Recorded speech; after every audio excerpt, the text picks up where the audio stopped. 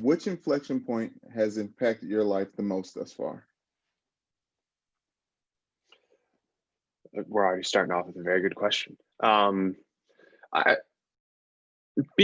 mean, I'd like to think that I'm young. I don't know if that's weird for me to say because No, I no, am of young by course, but definition, but I'd like to think I'm young. I, Um, how are you? You're 23, I'm 22. 22. Yeah, you Yeah, can say you're young. I think I that's can fair to say I'm say. young. Okay. Older than some people that I know that are quite young, but I am young. Being young, I think that I don't know that I've bumped into many. So like, like some of our colleagues, I certainly haven't hit a point in my life where I'm like, okay, I have to reassess everything. I'm at a point in my life where, like you said, shit hits the fan, or you're just debating which way to go or which path to go down. I haven't necessarily reached a point like that quite yet, but or not many of them. Maybe, right after college, which ended abruptly for me. I mean, I'm going to be that historic class, I'm the COVID class. Because my senior year was cut short to an extent. I mean, I still did classes from home, but I didn't know what was going to happen after that. I remember way back in March, I had a job interview that I thought could potentially lead to a post-graduation job. And I had my interview on the exact same day that they froze hiring, which, Really? yeah. So like, I thought it went well, and I thought that, and I still think it went well. And I thought that could be, the next step, COVID or not, but they froze, and, it never went anywhere because of that, unfortunately. Not unfortunately, actually, because I'm in the position I am now, which is phenomenal and beyond my wildest dreams. But yeah, I think at that point back in March, it's like I that was when I probably reached my most significant inflection point in my life thus far, just because that that moment with the job interview kind of felt like the first time that, okay, this is really happening. You go through college and you're kind of in this, although it's a developmental phase of your life, you're also in this in between phase of, okay, I'm still, I still have those moments of, I get off of class at 3. All right, let's just, if it's a Friday and I'm I don't have class, like, I'm going to sleep in, I'm going to not get any work done, I'm going to mess around with my friends. Like, that's the college approach for a lot of people. And, I'm no strangers to that. My friends weren't any strangers to that. So it's an in-between point for you. But once that ended in March, it was cut short abruptly, and I was ready. I was like, okay, here we are. This is the hand I've been dealt. Let's roll with the job. And it didn't go that way. It took a little bit more time. And I was kind of caught at the impasse there for a little while. I've worked at a nursing home for 6 years now. So I went back there full time. I was Wow. prepared to be there full time for quite a bit. And then Michael came along. Michael came calling, and I'm very lucky to have received that phone call and to have had made the connection with him that I did at Marist, and kept that throughout the end of the semester, even if it was via Zoom and email and text. So yeah, I Right. mean, that's probably the main one, because I Well, don't, I do want to jump in to say I do want to highlight that 2020 class, because you are part of a very, very special class. You talked about March. Uh, I had my son in March, and March 2020, and my wife and I joked that, like, when he's 17, 20, whatever it is, when he tells people how old he is, like, they're like, wait a minute, 2020? they're gonna go, oh my Like, God. you're, oh, you're one of Right. those, you know what I mean? Like, there's Right. this, like, significant, and then it's hard for everyone when it comes to that inflection point after college. uh a lot of people, I mean, I guess when you're in college, a lot of the success is kind of deemed on if you have something lined up for when everything's done. And then now it's to the point where, like, 100%. no one did. And so, 100%. how did you meet Michael when you were at Marist? Yeah. So Michael, I was a sports communication and journalism major.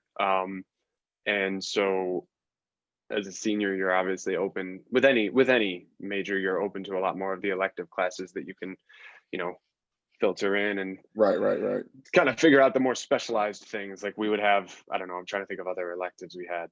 Well, my senior year, I had kind of fulfilled a lot of the communication requirements and sports communication requirements. So, and you know that I'm a big movie guy. I kind of dabbled in cinema studies for a little while because I had that time. That's just how it was as a senior. But I still had a ton of sports communication and journalism electives that I wanted to do. Like magazine writing was one in particular that I think I took that my junior year. But regardless, you know, they're the electives that you want to explore. One that was added because our sports comm department director, Jane McManus, used to work at ESPN.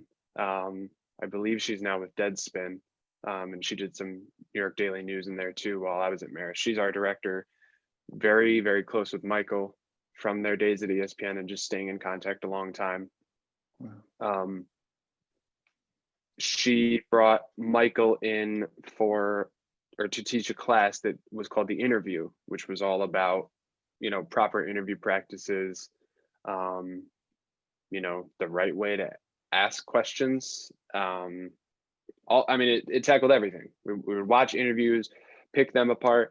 And frankly, a lot of the class became discussion based in terms of like, here's the issues going on in the world. I mean, there was a day, I believe we had class the day, it was maybe not the day, couple days after Kobe died, we had class. And I mean, that was just, we didn't necessarily learn about interviewing that day, but we learned a lot more. I mean, we learned about a ton more than just interviewing with Michael as a professor, obviously, because he has a wealth of experience to offer.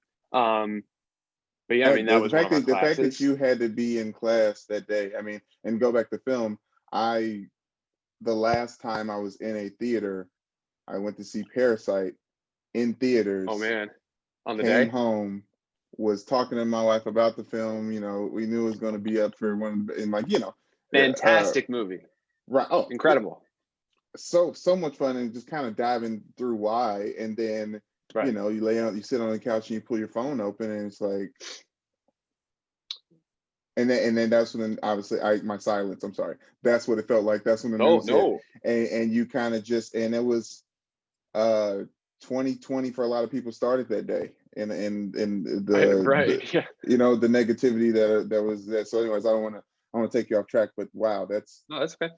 Yeah, I mean, it was just, you know, it was horrible, and we unpacked it as a class. We kind of unpacked our grief, I guess you could say. I mean, Michael had a very, you know, intimate take on a lot of things. It touched him quite a bit. I think it touched anybody who ever somehow crossed their, you know, basketball watching paths or professional paths, what have you. But anyway, so yeah, I mean, that I entered that class. There was only a select amount of people that could get into the class. You had to,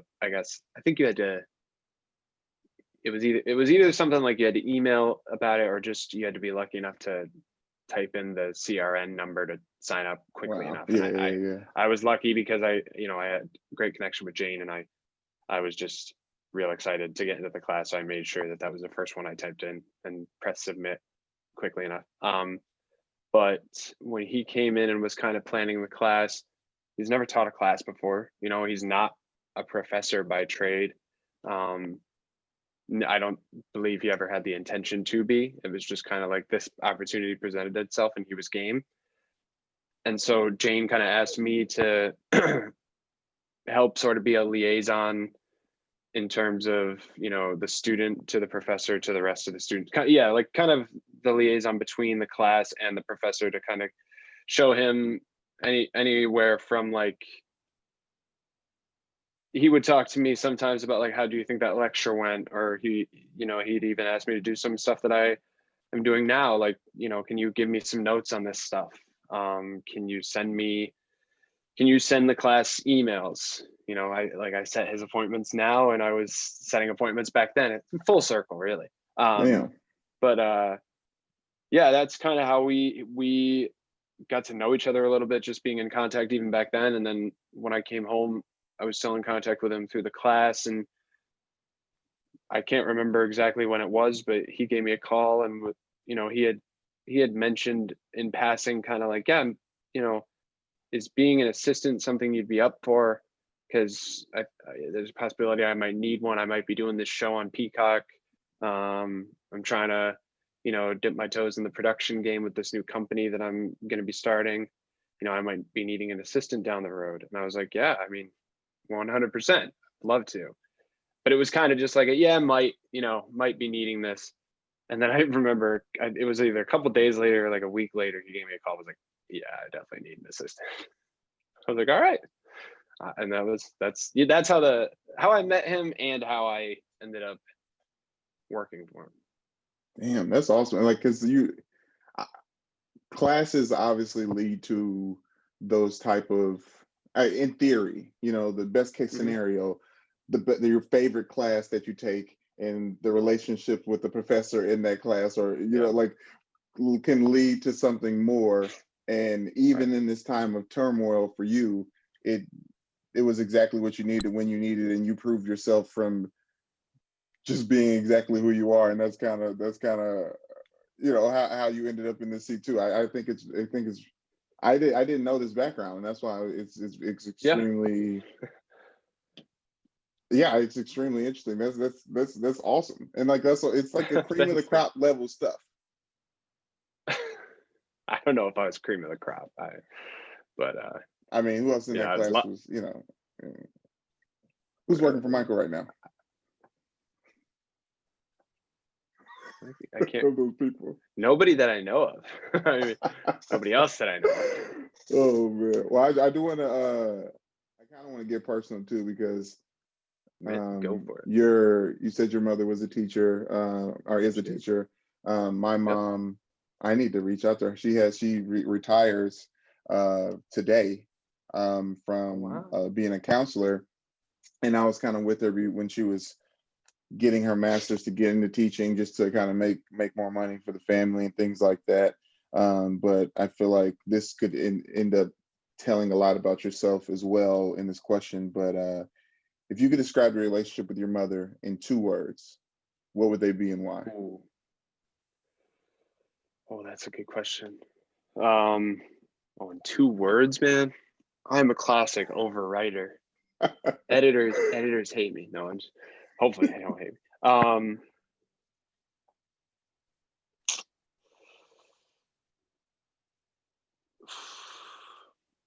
I'm glad you're taking this time. And I don't want to, I don't like about putting so much on you with bring your mother into it. No. She's been around for certain meetings, not directly, but she's an inspiration for a lot of us. Like relationships with our mother. Like, I tell you what, I wouldn't want to answer this question, but I enjoy thinking about it for myself. So I think, because I want to come up with words that actually mean something. The why let you be an overrider and explain why to do if you get some leeway. No, I know it's taking a while. I don't want to give me 40 minutes. Okay. One word, I guess, and this is the first one that comes to mind a little bit, but it might require explanation, but I'll go for it right now. I'd say synchronized in a variety of ways. And another one. Spend some time with synchronized. Why would you say synchronized?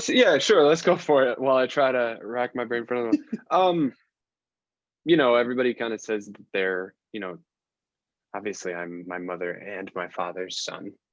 There is no me without the both of them. But I am my mother's son. People say that all the time. Like I'm my father's daughter. I'm my mother's son. I got a lot of who I am can be directly traced back to my mother, whether it's just orderliness, I suppose, or they're just not mannerisms, but there are so many traits that I can point back to my mom. Like, I will notice that I do something and I'm like, oh my God, I saw that 20 minutes ago while we were watching Jeopardy. I saw that line. So that I mean, I think it's a weird word to use. Obviously, it's not something I think a lot of people would say that, hey, I love it. describe your relationship with your mother. They'd be like, really close. Right. So yeah, I guess synchronized in the way that, you know, a lot of who I am comes from her, and a lot of what I do kind of, you know, we're parallel in that way. And another word, oh, this is so hard. It shouldn't be that hard. She's my mom. I've known her for 22 years. I'll filler you and speak and let you think while I do that. But I love that because it's Yeah. so much of. Michael said that you and I are a lot alike, and I just I trusted his opinion, obviously, and I was like, okay, cool. Like, I don't know how Me you too. see that, but like, cool. Like, you know, I don't dislike Will, like, I'm sure, but this one kind of puts the nose on it because I joke around a lot. My father's genes are extremely strong, and all of his kids look just like him, except for me. My mom frequently calls me her twin. Everyone always says I look just like my mother, and we act alike. And one of the only things, my mom and dad got a divorce when I was 2, so I don't really know them being together or growing up. But the first time I heard my dad inadvertently compliment my mom was he was telling me about, I think I was just getting on the podcast scene with at Fox Sports with Joy Taylor, and he was talking about my humor. And my dad's a very dry humor guy. He was in the Marines, very like, you know, locker room type of, you know, like, shouldn't say that type of thing. It was a police officer. Locker room talk. Yeah. Oh my gosh. Locker room talk. Don't get me started on him and Trump. He's not a supporter, but I'm not sure sometimes. But he said, talking about my mom, he was like, yeah, like, and you're really like silly and funny like your mom, so like that this is a good fit for you. And that little tidbit warmed my heart and made me feel, and it said silly and goofy or whatever, and I was like, oh my gosh, like, I felt seen in a different way because he's never really championed my silly. You know what I mean? Like my dad, he's always been like, I remember I've always been a big kid, and I remember I was running through the house one day, I think just socks and shoes on, nothing else, and I was like maybe, I don't know, 9, and he like stopped me in the kitchen. He was like, son, we're around the same size, right? I said, yeah. He's like, it'd be pretty silly to see me walking around being as loud and rambunctious as you are right now, right? I was like, yeah, I guess so. He was like, how about you turn it down about 10 notches? And I was like, okay, Dad. So to see him embrace me and bring my mother into the fold as well, I was like, wow. Like, and I think synchronized is a very, very good way to describe my mother and I's relationship. Yeah. I thought of another word if you want it. That worked. It totally worked. See, perfect. I would go with, and I don't think this is too extreme at all. I would go with vital, for sure. I think that, I think that my relationship with my mom is 100% the most important in my upbringing. Just, I mean, with both of my parents, of course, but the way that my mom has been there for me through, she's been through me with the toughest times. But no, really, like, she's the first person I go to when things are really hard, probably because she's most accessible and always has been the most accessible. But that also, that ends up creating a stronger bond than, I don't just go to her because I live in this house right now, and she's often a few doors away or walk down the stairs away, but because I know she's going to be there for me. I know that when I had a really tough time in college, my sophomore and junior years, and she was a person I could call any hour. She tends to go to bed a little early, and I know that I gave her some scares, given her some late night calls in tears, and through all of that, we've grown stronger. And I would definitely say that my mom is incredibly important to me, so I would call our relationship pretty vital when it comes down to it. Wow. That's and I guess where's the Bills fandom No, genesis from? that's from I mean that's both of them. My father's always been the one, not always been the one. They're both huge Bills fans, but I think you know, football and the Bills in particular, more so the Bills. I mean, I never played football in high school, so I can't really say that football has always been important in our house. But that's the one thing that we've always all watched together. Like you can find me watching the crappiest NBA preseason game by myself at 11 o'clock at night, engrossed for no reason other than the fact that I love basketball. It's my favorite sport, but the Bills have always been the thing we all watch together. And I mean, we live in Rochester, which is an hour outside of Buffalo. So it's both location and just, it's just, we believe in that team, and always have. And that's the genesis. I mean, everybody says like, oh yeah, I'm a Yankees fan because my dad was a fan. It's like, I'm a Bills fan because my parents are fans. And it's always just been, I think that my fandom for the Bills is so strong because it's always been the thing. Now that I'm thinking about it introspectively, it's always been the thing we watch together. And we watch a lot together. We watch, Survivor together. We watch movies together. But, the Bills are the sport, which is one of the most important things in my life is sport. That's the sport we all watch together. So that's probably why it's, if you really think about it, super deep. I mean, yeah, I love the Bills because I love the Bills, and sometimes people have difficulty explaining that, but yeah, it's important to me because we all love it together. No, I think it's important to mention because everyone doesn't always have that team, and even when they do, it's for specific reasons. I know someone I know, they grew up in.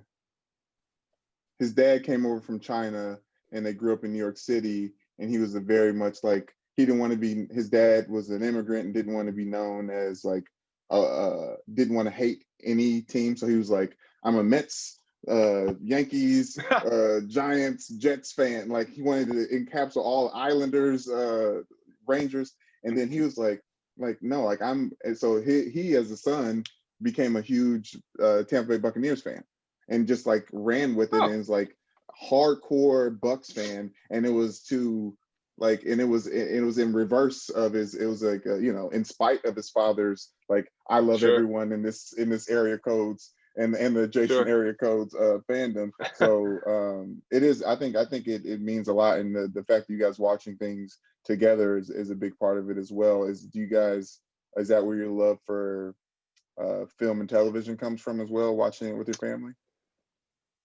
Yeah, I think that's where it started for sure. I mean, as I've gotten older, I definitely am.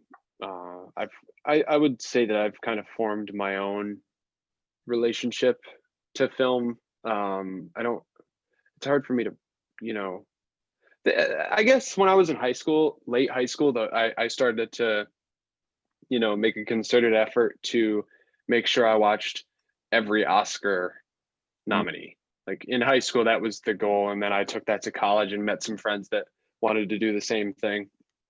But then it broadened a bit when I started to read more film criticism. And that's kind of where I'm at now. It's, I'm a film obsessive. I'll watch the smallest Russian movie you can find, and I might love that. But then I'll 100% be going to see the $1 billion Marvel movie and love that. And same with Star Wars and all of that.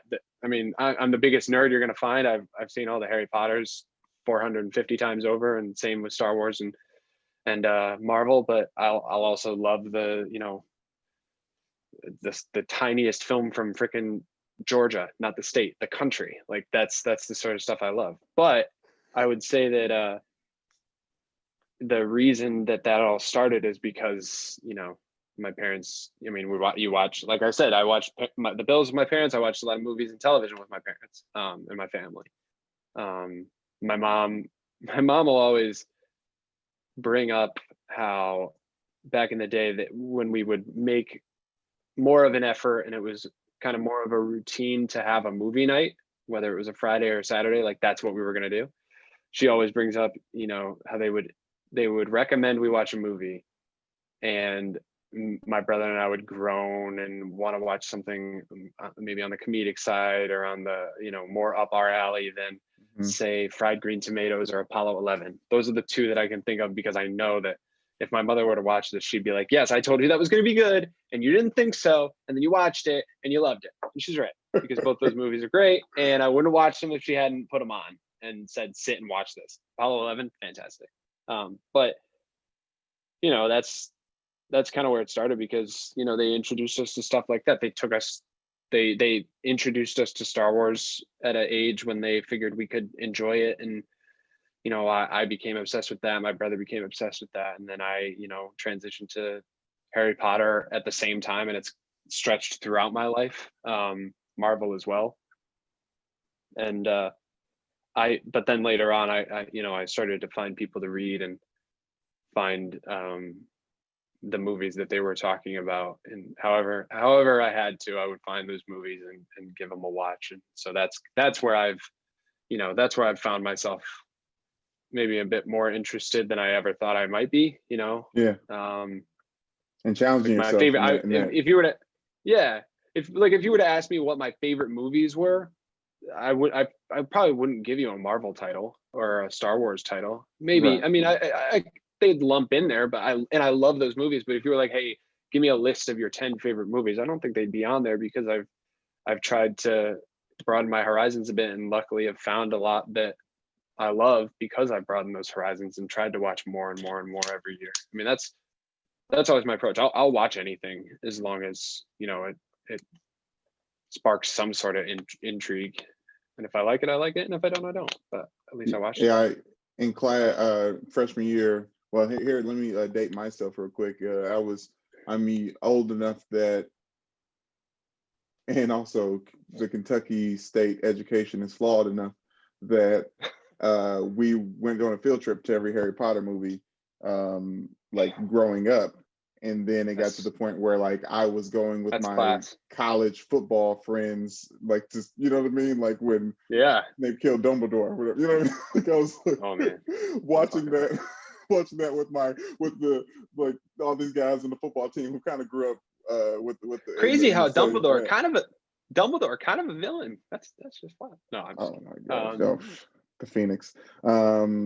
No, actually this might be a decent segue into the question that kind of goes. And I went so personal because with Dwayne and Michael, and I asked them, I kind of kept that middle question, just to kind of I like the personal questions. Yeah, dig deeper into them. But you revealed your age to everyone. Thank you so much for that candidness. In 10 years, what storytelling medium do you want to be synonymous with your name? Will Bjarnar? No, Will. That's Bjarnar. No, that was. Oh, I did. I tried. I slowed it down. Either one. Either one is totally fine. Bjarnar. It's better. Say it again. Bjarnar. Yeah, that's fine. No, it's not fine. Yeah. Bjarnar. No. That it's not like when you say it, people don't say Will Bjarnar. The phonics books. No. Bjarnar.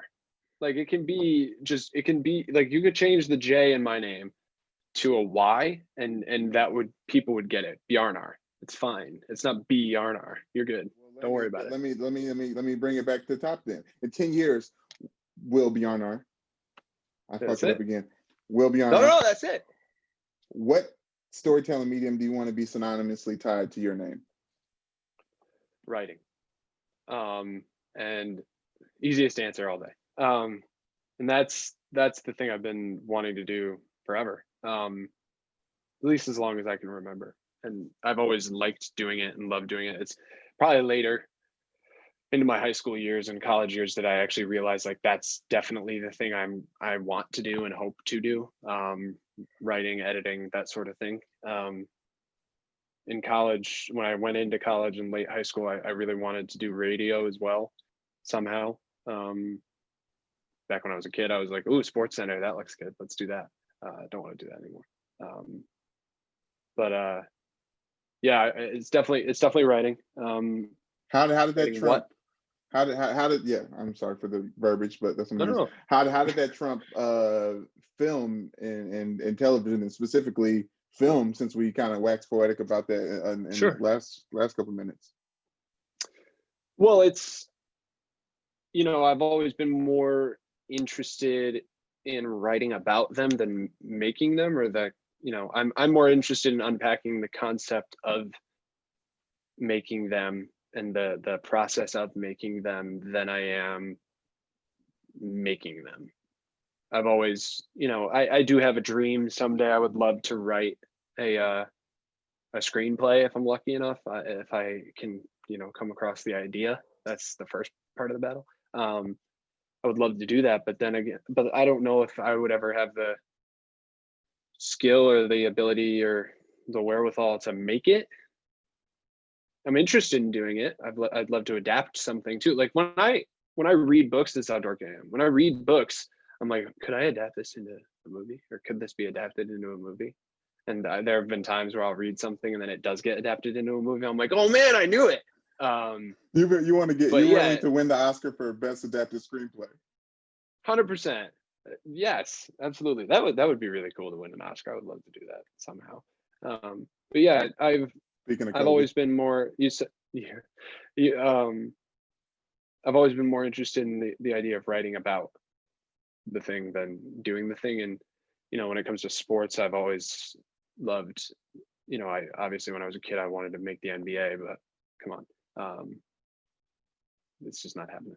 What would you say your main limitations were? I'm almost past that dream.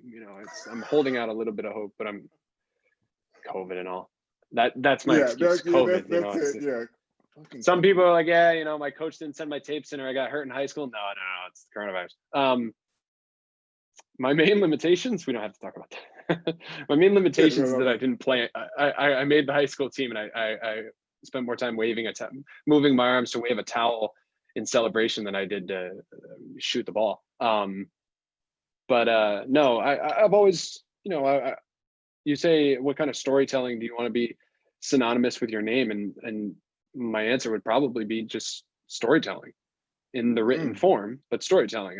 That's always been the thing that I want to do more than just, if there was a paper wall and there are two ideas up there, one of them is go cover this game, and one of them is go profile this person. It's like the easiest possible answer. I'm profiling.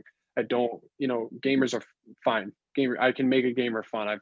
I've made gamers fun in my own opinion. Like one time, for example, not to toot my own horn, but I'm really proud of this thing. So Marist football played Drake football, and Marist got killed. And I wrote the gamer in Drake song titles because the school was named Drake. And so I like all my references, I referred back to Drake's song. Wow. Will.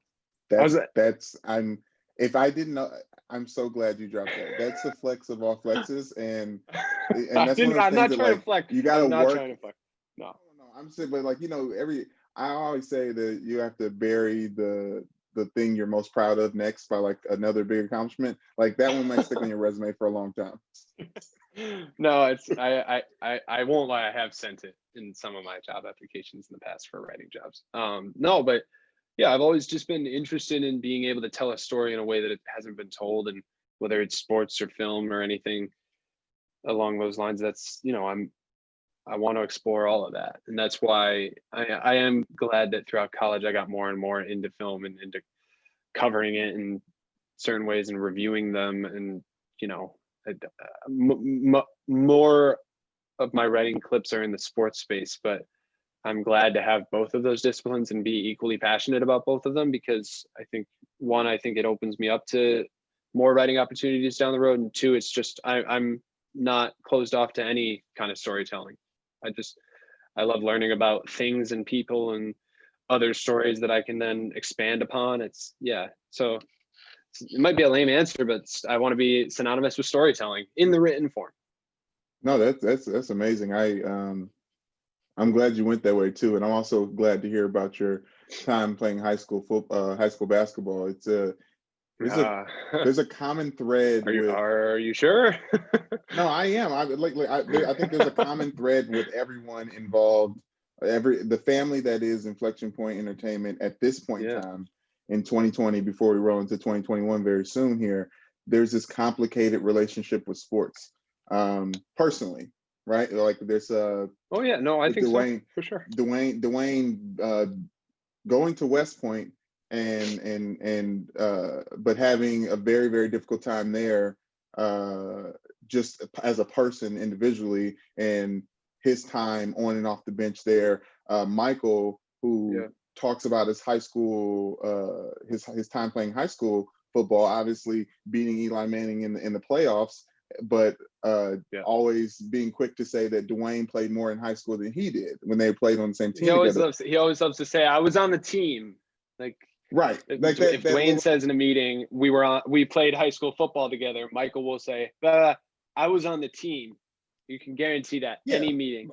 I promise that little twinge, and then obviously for me, at Notre Dame and being one of those, like I call it bus 3. There's the starters on offense on bus 1, starters on defense on bus 2, 3. And then it's like bus 3 is like special teams and media and things like that. And then as I've had my own complicated relationship with sports, and I got a chance to play at Ball State afterwards, the MAC championships on today, and I really had my fold in playing there and kind of like feeling accomplished in the college football realm because of it. But once I got into the space of my profession, I'm going from Fox Sports professionally to working at Barstool Sports to now being lucky enough to be working at NBC Sports with Michael. There's this push and pull, and I just always just want to shun the thing because there's a lot of pain there in like what I was not able to accomplish. You talked about the time spent on the bench waving the towel, but the love for the game is what we get pulled to so much. But I know, especially for Michael and what we want to do for Inflection Point, we don't want to be known as a sports company because we don't want to box ourselves in because we're interested in so many other things. But at the heart of all of this is this really like love-hate relationship with the thing that brought us all together in sports. Yeah, that's interesting that you put it that way. Yeah. It's profound, man. No, I think it's interesting. I guess I did have a love-hate relationship to it, especially in high school, just because I was always pissed off. I wanted to play, but I loved the game, and I was, I wasn't happy. I shouldn't say that. I was happy on the teams that I played for, but I wasn't satisfied in the role that I had. But I would take that role and sprint with it. I wouldn't even run with it. I'd take off. I never wanted to come up short. I've never wanted to come up short in anything that I do. So if I was going to wave that towel, I was going to, need to ice my shoulder afterwards doing it. You'd see the football players coming in from their late season playoff games with ice on their shoulders, and I'm in the corner like, me too. Hard. Yep. You guys get it. No, I'm just kidding. I never did that. Me getting the crowd hype. Yeah, you get me. 6'5", 238-pound quarterback. Good for you. Oh God. Catch you guys later. No. Yeah, I mean, I loved it. I loved being on a team. I was the handshake guy at the end of the tunnel of the players. I liked being the enthusiasm guy, or the hype man, I guess you would call it. Green of Cleveland Cavaliers. Never forget it. I don't know if people would associate that with me, because I definitely think I've become more reserved as a person since I've gotten older. Just, I don't know, if quieter. I can be real loud and outspoken in the proper environment, but I think overall, I guess if I'm not comfortable, I'm definitely more reserved, more of an introvert. If I am comfortable, I'm too extroverted for anyone's own good, let alone my own. But I loved being the hype man back in the day. That was definitely at the root of my relationship to the game. I just enjoyed being enthusiastic about it, and anybody who was playing it. When I did get in, I like to think I made the most of my opportunities, but that was cool. And that's what this is about. I think this is what Inflection Point is about, and that's what we're trying to hone in on. And not to bring this full circle, but I'd love to eventually get your mom on the mic and hear what she says about her son as a basketball player. I bet she's much more glowingly about that. Yeah, like, I'm sure like she mothers would. do. I'm sure she's still harboring some resentment. Like, he should have played. No, she wouldn't say Oh, that. I mean, you tell Great me relationship. my Coach Spinoni's the best. Coach Spinoni's the best. my Shout out. my dad, to talk about something we talked about in this process before. My dad is no longer even a Notre Dame football fan because of what they did to his son. You know what I mean? It's like it's one of those contentious things. But I enjoyed talking to you. I'm glad I got the opportunity. I know we're kind of switching off, and I've gotten the chance to interview the core three of Inflection Point Entertainment. Core three. Oh my goodness. Yeah. I don't know that I don't know that I belong in there. Well, you know, you were here when I got here, so I like to think of you as part of the battery. Oh, the battery, using the sports term, right? The battery. Ooh, Yes. very nice. Yes, Yeah. that works. So, but yeah, this is it was a great opportunity to get to that chance to know you. I'm glad that other people who come back and tap into this Inflection Point Reflections. Inflection Reflections can tap into you specifically. Man, come on. I know it's not my baby, I'm but just it's kidding. our baby. You said the company name, man.